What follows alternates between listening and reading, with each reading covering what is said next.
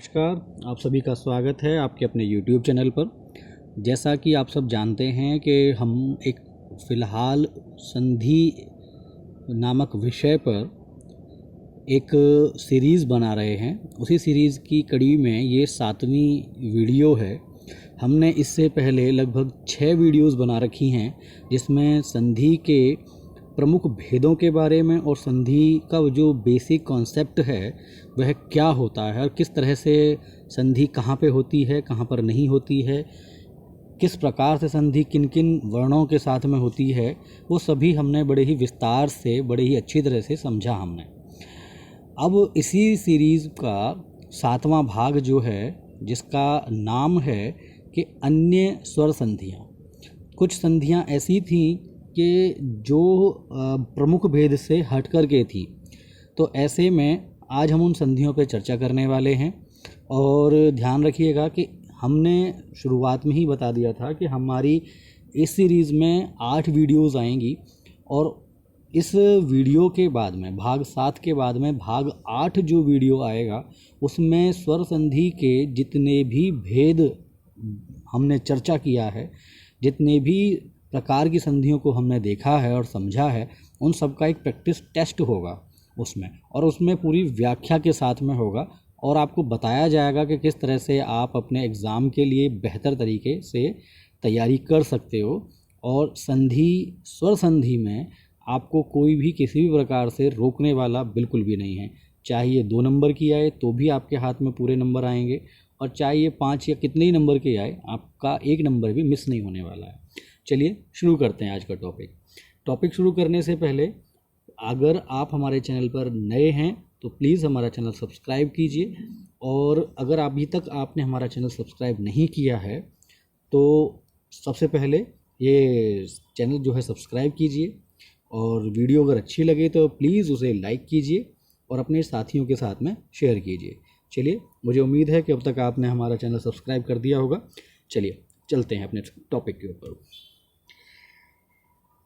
जैसा कि हम जानते हैं और हम काफ़ी दिनों से स्वर संधि के ऊपर चर्चा कर रहे हैं, तो आज यहाँ पर ये एक विषय है हमारा कि संधि के जो मुख्य भेद हैं, संधि के जो मुख्य भेद हैं वो हैं दीर्घ संधि, गुण संधि, वृद्धि संधि, यण संधि, अयादि संधि। हमने इन सभी टॉपिक पे वीडियोस बना रखी हैं और हर किसी की सेपरेट वीडियो बना रखी है। हमने कोशिश की है कि पर्टिकुलर एक वीडियो बनाई जाए और उसमें समझाया जाए एक संधि को लेकर के। नेक्स्ट है हमारा जो आज का टॉपिक है वह है कि स्वर संधि के कुछ अन्य भी भेद होते हैं, जिन्हें गौण भेद कहते हैं। गौण भेद का मतलब ये संधियाँ मुख्य रूप से संस्कृत में ही मिलती हैं। हिंदी भाषा में इनका प्रयोग यदा कदा देखने को मिलता है। ये संधियां हैं पररूप संधि, पूर्व रूप संधि और प्रकृति भाव संधि। ध्यान रखिएगा, एक प्रश्न आ जाता है कि स्वर संधि के मुख्य भेद 5 होते हैं और गौण होते हैं 3। इस प्रकार से 5 और 3 टोटल जो भेद होते हैं स्वर संधि के वो 8 माने गए हैं। तो आज हम जो है इन पे चर्चा करने वाले हैं और समझेंगे कि किस प्रकार से क्या संधि कहाँ पर आती है, क्या उनके अपवाद होते हैं और किस प्रकार से हम उनको आसानी से कर सकते हैं। देखिए, नेक्स्ट संधि करते हैं। सबसे पहली है हमारी पररूप संधि। पररूप में अब इसकी टर्म कंडीशंस देखते हैं, उसके कुछ उदाहरण देखते हैं।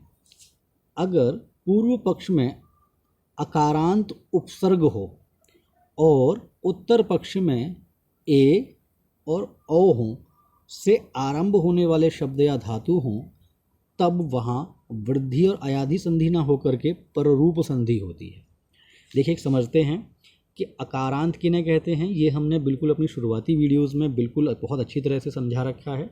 अगर आपको इसके बारे में विस्तृत चर्चा देखनी है तो करनी है तो आप वहाँ पे उस वीडियो को देख सकते हैं। अगर हम यहाँ पर उस चर्चा को करेंगे तो शायद हमारा आज का जो टॉपिक है वो बहुत लंबा हो जाएगा और हो सकता है कि हम अपने टॉपिक से भटक जाएँ। तो शॉर्ट में बता देता हूँ, ऐसे उपसर्ग जो अकारांत होते हैं या उनके अंत में अ आता है, जैसे प्र में अ है, उप में आ है, ठीक है। तो इस प्रकार के हम आगे और भी देखेंगे, जैसे अव है, ठीक है। अब आप सोचोगे कि सभी उपसर्ग होंगे, जैसे नहीं, जैसे निर है उसमें र हलंत के साथ में है तो वो अकारांत नहीं है, सु वह उकारांत है। तो यह केवल उन पे लागू होगा जो पूर्व पक्ष में तो अकारांत उपसर्ग होंगे, उन पे ही लागू होगा। तो वहाँ पर ये वृद्धि या अयादि संधि होनी चाहिए थी, पर नहीं होगी। कैसे, अब देखते हैं। यहाँ पर प्र है एजते, तो ध्यान रख, हमने चर्चा की थी कि अगर अ और ए मिलते हैं तो वो आई कहलाए जाते हैं, आई बन जाता है और वो एक तरह से वृद्धि संधि हो जाती है। पर यहाँ पर वृद्धि संधि नहीं होगी क्योंकि ये पररूप संधि के अंतर्गत आता है, इसका यही नियम है। तो सिंपल सा क्या होगा, अ और ए, तो यहाँ से अ गायब हो जाएगा और ये ए जो है यही ही लागू रहेगा, जैसे कि यहाँ पर है प्रेजते। उसी प्रकार से इसमें जो अ है, इसमें जो अ है वह गायब हो जाएगा और ओ वाली मात्रा जो है वो इसमें आ जाएगी, तो ये बनेगा उप औषधि उपौषधि। इसी प्रकार से उप एहि उपेहि उप एधस्व उपेधस्व। नेक्स्ट देखते हैं, इसके कुछ और उदाहरण पे देख लेते हैं।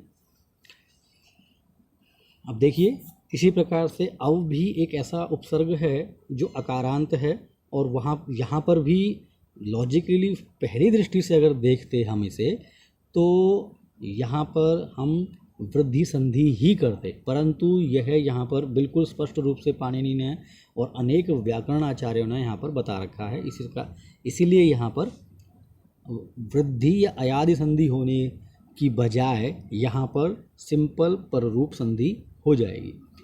और ध्यान रखिएगा, इसमें जो अ होता है पूर्व पद का वह समाप्त होकर के जो उत्तर पद का पहला जो मात्रा होती है वो वहाँ पर शुरू हो जाती है, वही लगती है। अब इसके कुछ अपवाद भी हैं, जैसे मातृ अंड। अब मातृ में अ है, मार्त प्लस अंड, मार्त में अ है और यहाँ पर अ है। पहली दृष्टि से देखते तो यहाँ पर हमारी दीर्घ संधि होती, परंतु नहीं, ये अपवाद है, तो यहाँ पर बनेगा मार्तंड। इसी तरह से लांगल ईशा, लांगलीशा, शिव एही, शिवेही, कर्क अंधु, कर्क अंधु। ये बड़ा इम्पोर्टेंट है, ध्यान रखिएगा। लंब ओष्ठः, लंब ओष्ठः, हल ईशा, हलीशा, सार अंगः, सारंग। ध्यान रखिएगा, अपवाद हों या उदाहरण हों उन्हें बिल्कुल हम अपने कॉपी में लिख लें या याद कर लें, जिससे कि कई बार क्या होता है कि इन्हीं को ही उठा करके दे देते हैं या थोड़ा बहुत कुछ शब्द में परिवर्तन कर देते हैं बस।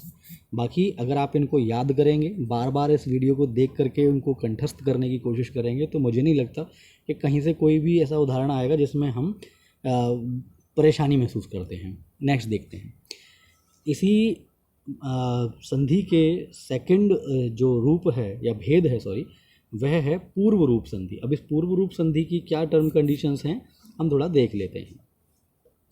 इसकी टर्म कंडीशंस हैं कि अगर पूर्व पक्ष के अंत में ए या ओ हो, ध्यान रखिएगा, ए या ओ हो, और उत्तर पक्ष के आरंभ में यदि अ या आ हो, ठीक है, आ या आ वर्ण हो, तब वहाँ पर पूर्व संधि होगी और उत्तर पक्ष के अ के स्थान पे अवग्रह, इसको जो बोलते हैं वह अवग्रह चिन्ह बोलते हैं।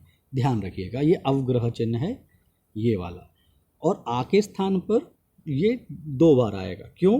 क्योंकि हमें पता है कि 2 छोटे छोटे अ मिलकर के हमारा आ बना था, ये हम जानते हैं। इसलिए सिंगल अ के लिए एक अवग्रह का चिन्ह और डबल आ के लिए डबल ही अवग्रह का चिन्ह। इसे एक उल्टा एस की तरह भी हम बना सकते हैं, बड़ा ही सिंपल है। तो अब देखिए, यहाँ पर पूर्व पद में ए आ गया, यहाँ पर अ आ गया, तो यहाँ पर सिंपल सा है कि ये इसमें कन्वर्ट हो गया और ये अवग्रह चिन्ह आ गया। ठीक उसी प्रकार से यहाँ पर ओ है, ये अ है, तो यहाँ पर ये अवग्रह आ गया, तो हरे अवह विष्णु अव। इसी प्रकार से एक चीज़ ध्यान रखिएगा, ये बड़ा इम्पोर्टेंट हमारा ये है, ये इम्पोर्टेंट है। गो अग्रम, ध्यान रखिएगा, इसके 3 प्रकार से बनते हैं, गो अवग्रह का चिन्ह ग्रम। और ध्यान रखिएगा कि इसका जो उच्चारण होगा वह अ ही होगा। ध्यान, कभी बाद में इनमें कन्फ्यूज़ नहीं होना कि ये एस का निशान आ गया तो इसको क्या उच्चारण करेंगे। भले ही अ को लिखने के लिए तरीका बदल गया है, एक्चुअली क्या है कि अ भी तो एक चिन्ह ही है, एक ऐसा संकेत है जिससे हम ये कह सकते हैं कि ये अ है। तो अ का संकेत जो है वो यहाँ पर बदल जाता है कि अगर उत्तर पद में अ है या आ है और पूर्व पद के अंत में ए या ओ है, जिस प्रकार से यहाँ पर है। ठीक है, तो यहाँ पर ये इंपॉर्टेंट है, गो अग्रम। यहाँ पर गो अग्रम इस तरह से बनेगा, अलग अलग भी विच्छेद के रूप में बनेगा और गवाग्रम भी बनेगा। नेक्स्ट देखते हैं। नेक्स्ट में गो इंद्र गवेंद्र गते अपि गते अपि। देखिए यहाँ पर भी सेम वही कंडीशन आ गई। कह अपि को अपि सर्वे अपि वने अग्नि अतो अम बालो अवदत् फले अत्र रामो अयम। ध्यान रखिएगा कि हमें प्लस से पहले ए या ओ चाहिए और प्लस के बाद में अ या आ, कुछ भी हो इनमें, वो उनमें से हमारा ये होना चाहिए। तो तभी यहाँ पर ये पूर्व रूप संधि का नियम लागू होगा और तभी हम वहाँ पर पूर्व रूप संधि कर पाएंगे। एग्ज़ाम में कई बार ये भी पूछ लेते हैं कि इस प्रकार के एग्जाम्पल दे करके कि ये कौन सी संधि है, तो हमें कंफ्यूज नहीं होना है। चलिए नेक्स्ट करते हैं। लास्ट संधि हमारी जो गौण संधियों में है वह है प्रकृति भाव संधि। इसका नियम क्या है कि अगर पूर्व पक्ष का अंतिम वर्ण द्विवचन होने के साथ साथ ई उ ए हो, ध्यान रखिएगा, और उत्तर पक्ष के आरंभ में कोई भी स्वर हो, उस स्थिति में वहाँ संधि नहीं होगी। जैसा विग्रह होता है वैसा ही रहेगा। इस संधि को प्रकृति भाव संधि कहते हैं। मैं एक बार फिर से रिपीट करता हूँ कि अगर प्लस से पहले कोई द्विवचन है और साथ में उसके लास्ट में ई उ और ए अगर है, उस कंडीशन में क्या होगा कि जैसा विग्रह होता है, संधि का विग्रह होता है, उसी प्रकार से बनेगा, उसके अलावा कुछ नहीं होगा। चलिए नेक्स्ट देखते हैं। इसके उदाहरण हैं हमारे पास में, जैसे हरि एतौ। तो ध्यान रखिएगा कि ये द्विवचन में है, तो इसलिए यहाँ पर ये हरि इस प्रकार से होगा, सॉरी माफ़ कीजिएगा,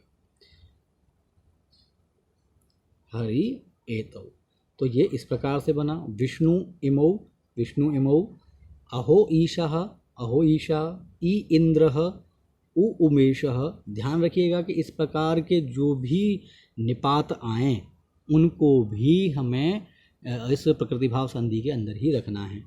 अमु आसते अमी ईशा लते एते बालिका अधि आयते। मैं बार बार आपसे रिक्वेस्ट कर रहा हूँ कि आप जो है इन सभी पार्ट में जितने भी उदाहरण दिए गए हैं वो बड़े ही सिलेक्टेड उदाहरण हैं और ऐसे उदाहरण हैं जो बार बार एग्ज़ाम में आते हैं। तो कृपया ऐसे एग्जाम्पल्स को आप बड़े ही सावधानी के साथ में ध्यान से सुनें, उनका उच्चारण सुनें, उनको लिखें, शुद्धता से लिखने की कोशिश करें और उनको याद करने की कोशिश करें। ध्यान, और हमने इस सीरीज़ में, ये हमारी 7वीं वीडियो है जिस पे आज हमने चर्चा की है। हमने 6 इससे पहले संधि नामक सीरीज़ पे हमने चर्चा की है, अलग अलग वीडियो में अलग अलग भेद पर बड़े ही विस्तृत तरीके से चर्चा की है। आप उन्हें देखिए, समझिए, और इसका एक नेक्स्ट पार्ट भी आने वाला है जिसमें हम पूरी संधि, जितनी भी स्वर संधि है, उन सब का एक अभ्यास करेंगे और जानेंगे कि किस प्रकार से हम थोड़े क्वेश्चन में अपनी तैयारी को बेहतर बना सकते हैं और अपने को टेस्ट कर सकते हैं, सेल्फ टेस्ट कर सकते हैं। तो अगर आपने वीडियो अभी तक नहीं देखी है, वो वाली वीडियोस जो सारी की सारी हैं इसके सीरीज़ की, तो आप प्लीज़ उन वीडियोस को देखिए और जिससे कि आपका कॉन्सेप्ट जो है बड़ी आसानी से क्लियर हो जाए। अगर आपको हमारा ये वीडियो अच्छा लगा है तो प्लीज़ चैनल को सब्सक्राइब कीजिए, वीडियो को लाइक कीजिए, अपने फ्रेंड ग्रुप में सर्कुलेट कीजिए इसे। वीडियो देखने के लिए आप सबका